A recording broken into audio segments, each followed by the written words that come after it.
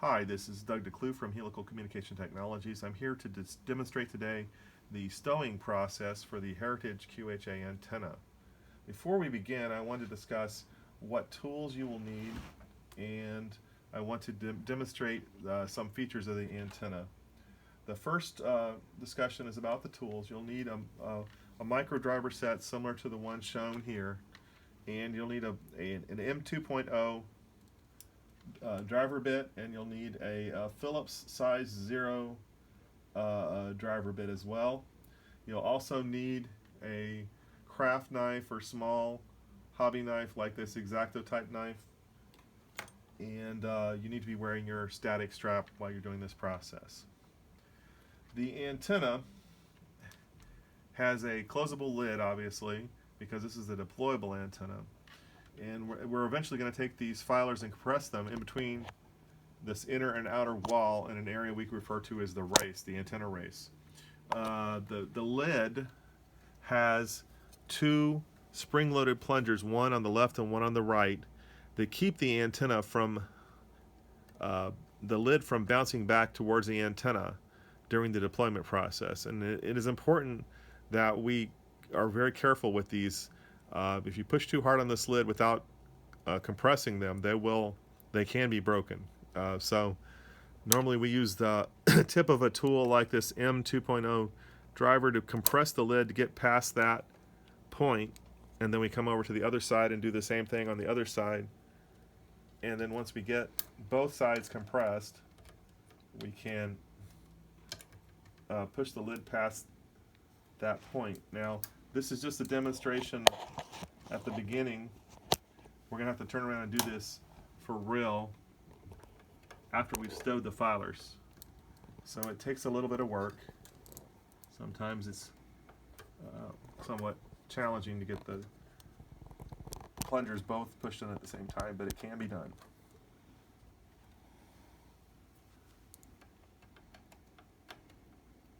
There, so that is having both of them depressed so that you can push the lid past the locking point. Now I'm going to let them go again because we've got to do other things before we can lock that, but I wanted to demonstrate that up front because it's too hard to demonstrate while we're in the middle of the stowing process. So this here is the thermal knife deployment board. It's a circuit board. It has two resistors that allow the cord which holds this whole thing down to be melted and allows for the deployment of the antenna. There is a specialty set of tools that you will also need that we give you. This is the actual deployment tool, and this is referred to as a deployment tube to contain the filers while we're doing our stowing. We'll get to that shortly. We use 50-pound Spectra line to perform our stowing process, and so we tie a knot, which is called a taut line hitch. So you take your line, you go around in the inside once, and you go to the outside once.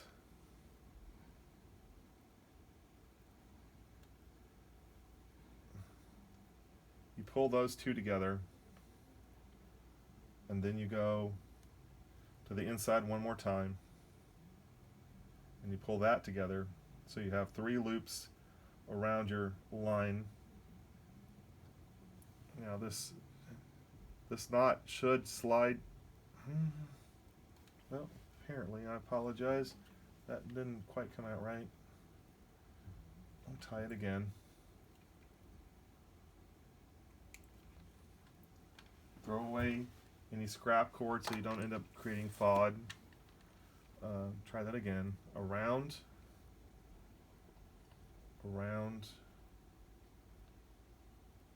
pull those together, and then around one more time,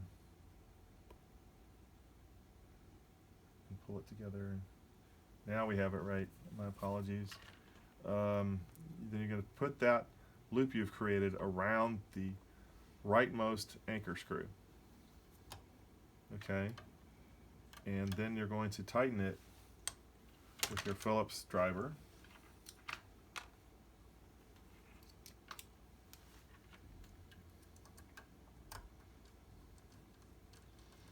Until it is flushed down like that. And then we're going to trim the excess material carefully. And we're going to dispose of the excess material so as to not create FOD. Now we are going to run this through what are referred to as the teeth. There are two of them. And this we want to do this before we attempt to do the actual stowing of the filers, because it's much too hard to do if you already have the filers on there. You want to pull you want to pull it through the first tooth, under and up, as you see here, and make sure it is flush against the resistor that's going to be used to melt this cord. Then you're going to make a loop, and you're going to run it under the second tooth, but you're not going to pull the second one tight yet. We'll save that for after we stowed the filer. So you want to have this pre-set up so that when you are ready, it will be easy to tighten it up. So now we are going to take and place the stowing tube onto the antenna like so. It should set nicely between the thermal knife board and the back hinge area. And it shouldn't wobble or anything. It should be solidly down there, as you can see. That's nicely in there. Then you're going to take this stowing tool. You'll notice it has 4 teeth on it that align with these cross pieces here, and you can just slide it on there and turn it till you can feel it the teeth pressing against the cross pieces.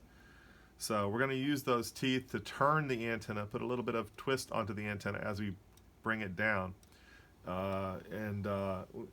You'll have to get sort of a feel for that, but you want to have it. You'll see as you go down, as you turn it, that turning it helps it get into position. If you don't do that, it's not going to stow well. You do need to turn it as you go down, as you see me doing now.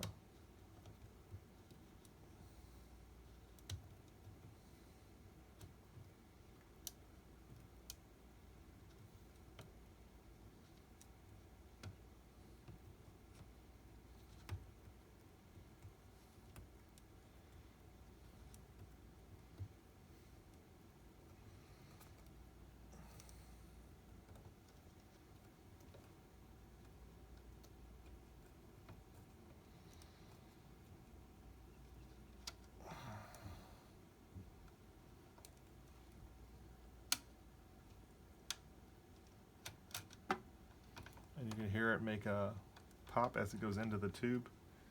If you have the tension on it right, it's supposed to do that.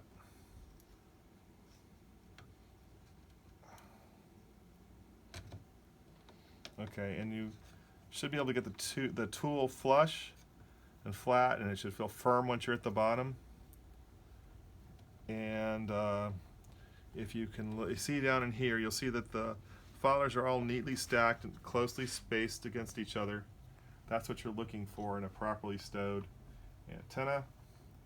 Then you're going to keep your pressure on the stowing tool handle, and you're going to remove the stowing tube and set it to the side. Now the next step is you're going to end up removing this handle, but before you do, you're going to need to know that you're taking the handle away and replacing it with your fingers. Okay, so you need to let up a little bit, just enough to get your fingers in there, and then you're going to replace the pressure provided by the handles with pressure by your fingers, as you see there. Okay, so now we are ready to retract the lid. I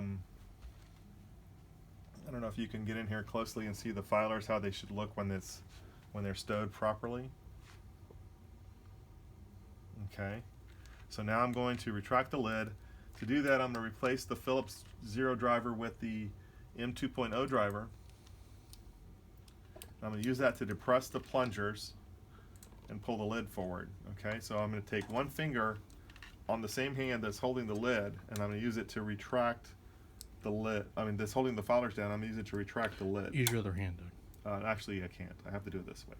So then I'm going to press, with my opposite hand, I'm going to press the pin in with my tool.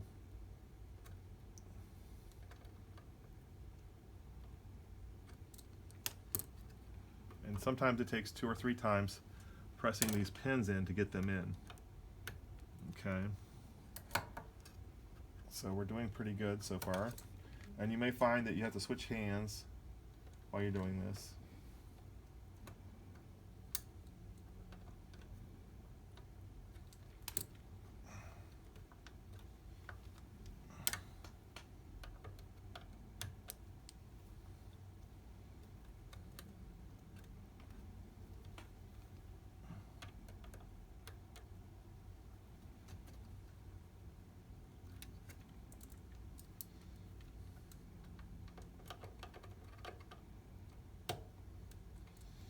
Okay, and once you get both pins pressed in, then you can pull the lid past the locking point and bring it all the way down. Now, when you get to the end, you're going to have to let up a little bit and let your fingers out.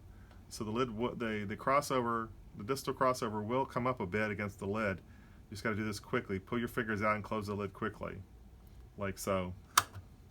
Okay, now the lid can be stitched tight by pulling on the string. There are 2 little notches in the lid that correspond with the teeth notches, and you can pull that tight like so. And you want to run the string across the left resistor and go clockwise around the left anchor screw 3 times. 1, 2, 3. And then you can take and switch your driver back to the Phillips 0 driver and tighten the screw. You want to go clockwise when you wrap your cord around the screw so that it tightens when you tighten the screw instead of loosens. So there we go. Now, the next thing we want to do is we want to trim the string approximately 6 inches to 8 inches above where we just ran the string under the screw. And we're going to put 2 locking knots into the left side so that they can act as a safety, just a last safety to hold this all down. You want to run the string under by the resistors and pull. Actually, let's do it on the other side of the resistor, that would be better. Pull it through like this to create a loop, and then you run the string, the end of the string, through the loop you just created and pull tight. And that's 1 locking knot. Then I'm going to repeat that and make a 2nd locking knot. And then you're going to trim the excess carefully.